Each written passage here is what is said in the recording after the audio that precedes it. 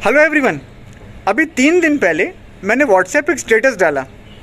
मैं लखनऊ मेट्रो में ट्रैवल कर रहा था, वहीं पे मैंने अपनी एक पिक ली और जब मैं उसको अपलोड करने जा रहा था तो मेरे दिमाग में एक क्वेश्चन आया और वो क्वेश्चन फिर मैंने तुम्ही से पूछा कि I am travelling in the Lucknow metro, on the Lucknow metro या एट द लखनऊ मेट्रो, इसमें से क्या होगा।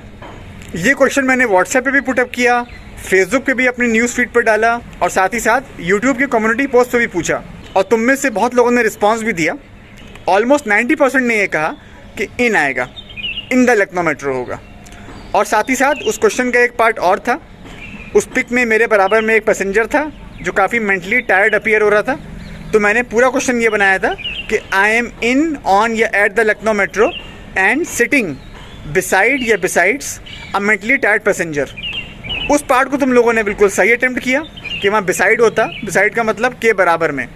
लेकिन जो इन, ऑन और एट वाला पार्ट था उसमें बहुत लोगों ने गलती की और इसीलिए मैंने सोचा कि मैं तुमको एक पूरा वीडियो एक्सप्लेनेशन दे दूँ कि एक्चुअल रूल है क्या। देखो, अगर तुम मेट्रो, ट्रेन, बस या प्लेन, इनमें से किसी भी मीन्स ऑफ ट्रांसपोर्ट के कॉन्टेक्स्ट में बात कर रहे हो तो वहाँ पे तुम ऑन का यूज़ करोगे, वहाँ इन नहीं आएगा। वो ऑब्वियस सी बात है कि तुम्हारे दिमाग में हिंदी वाला सेंटेंस होगा कि मेट्रो में, ट्रेन में, प्लेन में, लेकिन ऐसा नहीं है कि बस जो आपके दिमाग में हिंदी में आया उसी हिसाब से आप इंग्लिश में प्रेपोजिशन बनाएंगे।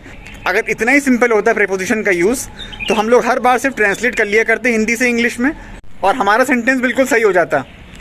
और साथ ही साथ एक बात और ध्यान रखना कि अगर हम कार, टैक्सी, कार या टैक्सी, कोई कैब के कॉन्टेक्स्ट में बात कर रहे हो तो वहाँ पे इन आएगा, वहाँ पे इन आएगा। आई am in the taxi, I am in the cab, I am in the car.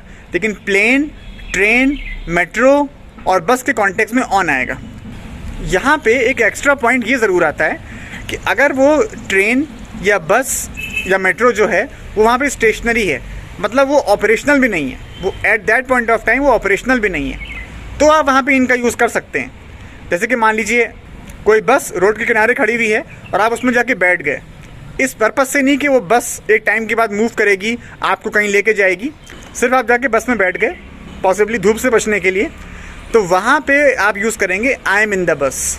मतलब ऑन जो है, जो ऑन का यूसेज है वो कहीं ना कहीं उस पर डिपेंड करता है कि वो जो मीन्स ऑफ ट्रांसपोर्ट है वो अपने आप में ऑपरेशनल हो, एक्टिव हो। अब भले ही वो किसी जर्नी में ऑन द वे कहीं रुका, जैसे कि ट्रेन प्लेटफॉर्म पर रुकती है, बस किसी स्टॉप पर रुकती है, लेकिन वो एक पार्ट ऑफ द जर्नी होता है, तो उस पूरे कॉन्टेक्स्ट में ये माना जाएगा कि वो ट्रेन या वो बस ऑपरेशनल है पूरी तरह से, तो वहाँ पे आप ऑन का ही यूज़ करेंगे। लेकिन अगर वो ऑपरेशनल नहीं है, इट इज़ नॉट एक्टिव, तो वहाँ पे आप इन का यूज़ करेंगे। और ये कॉन्सेप्ट आया कहाँ से? ये आया है ऑन बोर्ड से। ऑन बोर्ड का यूज़ तुमने अक्सर देखा होगा, प्लेन के कॉन्टेक्स्ट में होता है, ट्रेन के लिए होता है, बस के लिए होता है कि many passengers are on board, तो वहीं से ऑन का यूज़ आया और वो इन सब मीन्स ऑफ ट्रांसपोर्ट पे अप्लाई होता है। बस कंडीशन क्या है कि वो जो मीन्स ऑफ ट्रांसपोर्ट है वो उस पॉइंट ऑफ टाइम पे एक्टिव हो, किसी जर्नी के लिए वो ऑपरेशनल हो। तो ये एक अच्छी बारीकी थी जिसके लिए मैंने ये वीडियो बनाया। आई होप तुम्हारे लिए हेल्पफुल रहा होगा। और तुम्हें अगर कभी भी कोई क्वेश्चन, कोई डाउट पूछना हो, मैंने अपना व्हाट्सएप नंबर तुमको दे ही रखा है। Thank you.